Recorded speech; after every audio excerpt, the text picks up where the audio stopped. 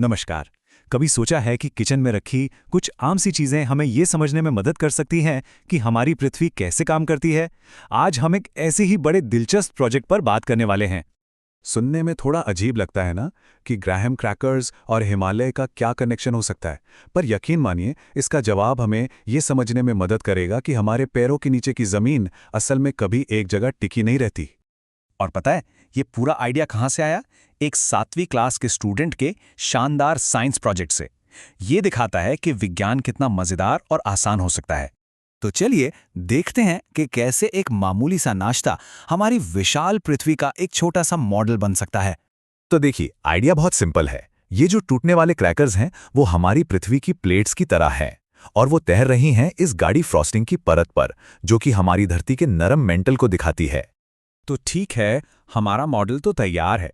अब देखते हैं कि जब ये प्लेट्स एक दूसरे से मिलती हैं या टकराती हैं तो असल में होता क्या है। सबसे पहले ये देखते हैं कि जब दो प्लेटों को सीधा एक दूसरे की तरफ धकेला जाता है तब क्या होता है। और नतीजा बिल्कुल साफ था। जैसे ही दबाव पड़ा, क्रैकर्स के किनारे मुड़ने लगे, ऊपर उठने लगे और बिल्कुल नए आकार बन गए। जियोलॉजी यानी भूविज्ञान की भाषा में इसी को कहते हैं कन्वर्जेंट बाउंड्री। और यही वो ताकत है जिससे हिमालय जैसे दुनिया के बड़े बड़े पहाड़ बनते हैं। अच्छा, अब अगला एक्सपेरिमेंट। इसमें यह देखा गया कि जब प्लेट्स को एक दूसरे से दूर खींचा जाता है तब क्या होता है। और जैसे ही क्रैकर्स को एक दूसरे से दूर खींचा गया तो नीचे जो फ्रॉस्टिंग यानी मैंटल था उसमें एक गैप बन गया, एक घाटी जैसी खुल गई। और ये दिखाता है डाइवर्जेंट बाउंड्री को। ये वो जगह है जहां धरती की सतह खिंचती है और नई जमीन बनती है। और अब तीसरा और आखिरी मूवमेंट। इसमें यह पता लगाया गया कि जब एक प्लेट दूसरे के नीचे खिसक जाती है तो क्या होता है। तो यहां यह देखने को मिला कि एक प्लेट तो नीचे की ओर धकेल दी गई, जबकि दूसरी का किनारा ऊपर की तरफ उठ गया। इस प्रोसेस को कहते हैं सबडक्शन। और ये बहुत जरूरी है क्योंकि ज्वालामुखी और भूकंप जैसी जो बड़ी बड़ी घटनाएं होती हैं ना, वो अक्सर इसी वजह से होती हैं।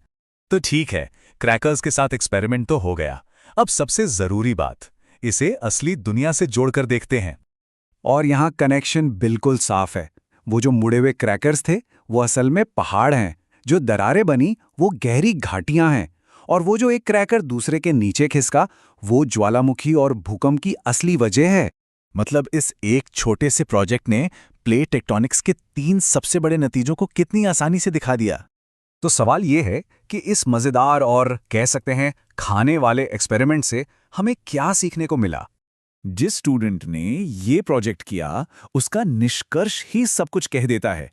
हमारी पृथ्वी की सतह कभी भी शांत नहीं रहती, वो हमेशा बदलती रहती है। और ये प्रोजेक्ट एक शानदार रिमाइंडर है कि बहुत बड़े और मुश्किल साइंटिफिक आइडियाज को समझने के लिए कभी-कभी बस थोड़ी सी क्रिएटिविटी और बहुत ही सिंपल चीजों की जरूरत होती है। और आखिर में यह हमें एक बहुत बड़े सवाल पर सोचने के लिए छोड़ जाता है। अगर हमारी पृथ्वी हमेशा बदल रही है तो आज से करोड़ों साल बाद ये कैसी दिखेगी? जरा सोचिए।